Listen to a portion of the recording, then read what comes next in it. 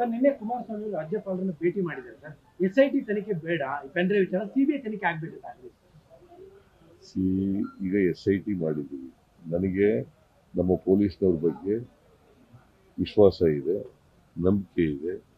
ಅವರು ಕಾನೂನು ರೀತಿಯ ಇನ್ವೆಸ್ಟಿಗೇಷನ್ ಮಾಡಿ ತನಿಖೆ ಮಾಡಿ ವರದಿ ಕೊಡ್ತಾರೆ ಅಂತಕ್ಕಂಥ ನಂಬಿಕೆ ಇದೆ.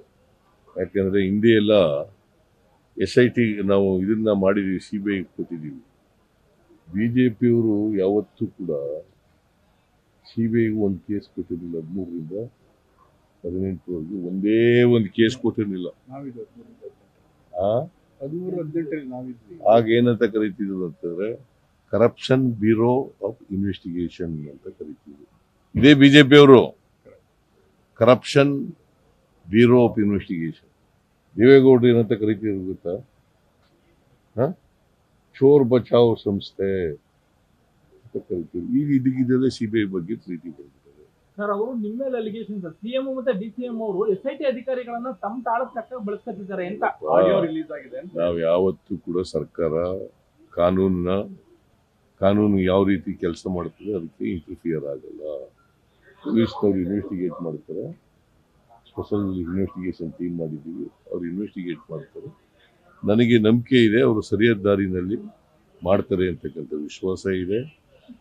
ನಾನು ಯಾವತ್ತೂ ಕೂಡ ಪೊಲೀಸ್ನವರಿಗೆ, ಇವತ್ತಿನವ್ರಿಗೆಲ್ಲ, ಹಿಂದೆ ಇದ್ದಾಗಲೂ ಕೂಡ ಚೀಫ್ ಮಿನಿಸ್ಟರ್ ಆಗಕ್ಕೆ ಮುಂಚಿತವಾಗಿ ಈಗಲೂ ಕೂಡ ಪೊಲೀಸ್ನವರಿಗೆ ನಾನು ಕಾನೂನು ಬಿಟ್ಟು ಮಾಡಿ ಅಂತ ಯಾರಿಗೂ ಹೇಳಿಲ್ಲ, ಕಾನೂನು ವಿರುದ್ಧವಾಗಿ ಮಾಡಿ ಅಂತ ಯಾರಿಗೂ ಹೇಳಲ್ಲ. ಕಾನೂನು ಪ್ರಕಾರ ಮಾಡಬೇಕು ಅಷ್ಟೇ. ಬಹಳ ಇದೆ, ಬೇರೆ ಸ್ಟೇಟ್ಗಳೆಲ್ಲ ಇದೆ. ಹಾಗಾಗಿ SIT ಅವ್ರ ಕೈಲಿ ಆಗಲ್ಲ ಅಂತ ಅಂತಾರಾಷ್ಟ್ರೀಯ ಮಟ್ಟದಲ್ಲಿ ತನಿಖೆ ಆಗಬೇಕು ಅಂತ. ಇಲ್ಲ, ಅಂತಾರಾಷ್ಟ್ರೀಯ ಮಟ್ಟ ಬರೋದೇ ಇಲ್ಲ ಇದು. ಅಂತಾರಾಷ್ಟ್ರೀಯ ಮಟ್ಟ ಹೆಂಗಾಗ್ತದೆ? ಏನಪ್ಪಾ ಅಂತ ಪೆನ್ ಡ್ರೈವ್ ಗಳನ್ನ ಆಸ್ಟ್ರೇಲಿಯಾದಲ್ಲಿ ಮಾಡಿದ್ದಾರೆ ಇವರು ಅಂತ ಅವ್ರು ಆರೋಪ ಮಾಡ್ತಾರೆ. ಯಾರು CBIಗೆ ಹೇಳಕ್ಕೋಸ್ಕರ ಇದು ಹೇಳ್ತಾ ಇದ್ದಾರೆ. ಆಸ್ಟ್ರೇಲಿಯಾ, ಮಲೇಷಿಯಾದಲ್ಲಿ ತಯಾರಾಗಿದೆ. ಆಯ್ತಪ್ಪ, ಮಲೇಷಿಯಾದಲ್ಲಿ ಇವರು SIT ಮೇಲೆ ನಂಬಿಕೆ ಇಟ್ಕೋಬೇಕಲ್ವ? ನಮ್ಮ ಪೊಲೀಸ್ನವ್ರ ಮೇಲೆ ನಂಬಿಕೆ ಇಟ್ಕೊಳ್ಳೋದು, ಇನ್ಯಾರ ಮೇಲೆ ನಂಬಿಕೆ ಇಟ್ಕೊಳ್ಳೋದು? ಎಲ್ಲ ಕ್ರಿಮಿನಲ್ ಅಫೆನ್ಸಸ್ಗಳನ್ನೆಲ್ಲ ಎಂಕ್ವೈರಿ ಇನ್ವೆಸ್ಟಿಗೇಟ್ ಮಾಡೋರು ಯಾರ್ರೀ? ಪೊಲೀಸ್ ಅವರು. ನಮ್ಮ ಪೊಲೀಸ್ ಅಲ್ವಾ? ಮತ್ತೆ ಈ SIT ಆಗಿರೋದು ಯಾವ ಪೊಲೀಸು? ಅವ್ರಿಗೆ ನಮ್ಮ ಪೊಲೀಸ್ನವ್ರ ಮೇಲೆ ನಂಬಿಕೆ ಇಲ್ವಾ? ನ್ಯೂಸ್ ಫಸ್ಟ್, ನಿರ್ಭೀತಿಯಿಂದ ನಿಮ್ಮ ಪರವಾಗಿ.